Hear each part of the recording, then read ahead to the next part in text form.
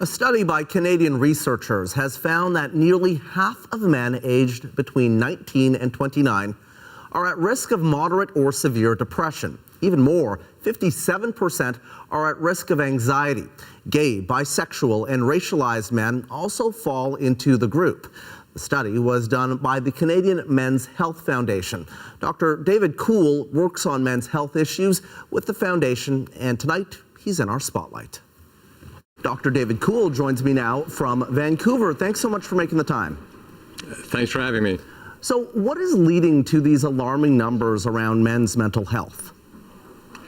Great question. I think there's many factors. There are three groups of men that seem to be particularly high percentage of anxiety and depression. There's the 19 to 29-year-old men, the gay and bisexual men, and racialized men. And the percentage of both anxiety and depression in those groups are higher. And the Canadian Men's Health Foundation wanted to learn about the extent of anxiety and depression in the country in terms of men's health and well-being. So it's important information for us to pause and reflect on. So gay, racialized, bisexual men, they are particularly at risk. What's behind that? I think that if we look at all three categories, those two as well as the young men 19 to 29, there are many factors that we need to tease apart. It could have to do with asking questions, who am I? It could also have to do with a sense of belonging. That's sort of within the individual. I think the other part of this we need to look at is what are the services, and are the services that are available for these men such that the men would be drawn to them, that they'd understand what might be available for them, so that it would mean for easy access and then also some intervention that would be of value to them. A lot of us were taught not to really show emotion as men. There is this kind of idea of the lone wolf, that manliness, some people have, and that really hinges on being independent. How much of a barrier does that pose to men who are struggling? I think it's a huge barrier, and the danger is the shyness or the reluctance to talk about the internal landscape. The anxiety and the depression can lead to loneliness and isolation, and so that their whole sense of what does it mean to be a man can actually hold them hostage with regard to asking for help or even just telling somebody about it, a close friend or a family member. And that's partly why it's important for us as a society and as families to make our homes and our environment safe enough without judgment, so that men can begin to talk about their internal landscape more easily. And on that point, how important is it for young men in particular and youth to have strong male role models, whether that be a father or somebody else in their life? Great question.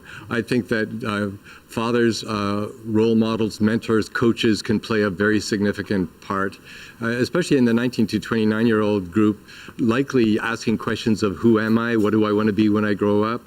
We know, for example, that executive function doesn't reach maturity until mid-20s, so there's the disadvantage of coming to a place of maturity, and we really need to make spaces for these men to begin to explore what's going on, and also to be aware that social media, climate change, there are many features that could be affecting men's sense of well-being, particularly around mental health.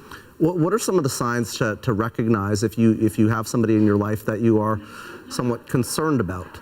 Good question.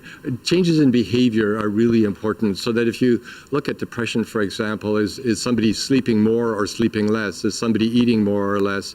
And if you're intimately involved, is the interest in a sexual relationship diminished? Moving more and more into aloneness, sadness. It's also important to realize that for some, anger could be an expression of depression. And with anxiety, it would be, are they more agitated? Are they ruminating? It's really important for us to be aware of some of those signs and make it safe enough so that these young men realize they're not going to be judged, but that there's actually people there that want to help them, perhaps identify sources of help for them, going with them, accompanying with them, and also to just encourage them in terms of the principles of health, exercise, diet, sleep, and social connection. All of those are important. Your background is in palliative care. What led you to focus on men's health in particular? That's a great connection. I did start my career in palliative care, and actually my work there led to the work I'm doing now. And it had to do with the fact that when I started the program at St. Paul's Hospital in Vancouver, it was a time when there was no treatment for men with HIV and AIDS. And the government of BC designated that hospital and some funding for men with HIV and AIDS. And what I realized in the care that I was providing for these young men, the mothers would be present. Many of them came from the prairies, but the fathers would be absent. And a quick anecdote, a young man came to the nurse's station, asked for a phone. I extended it to him, and he called his dad. And I was there. It was awkward. I wished I could move away because I felt like a voyeur. Called his dad and said, "I have 3 things to say to you. One, that I'm gay." It was silent.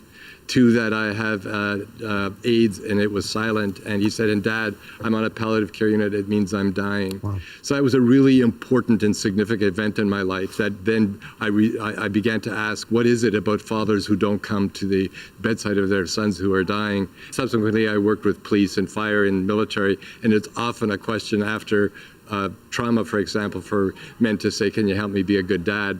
Hence my applause of your question about fathers and role models. All of this, I believe, is related.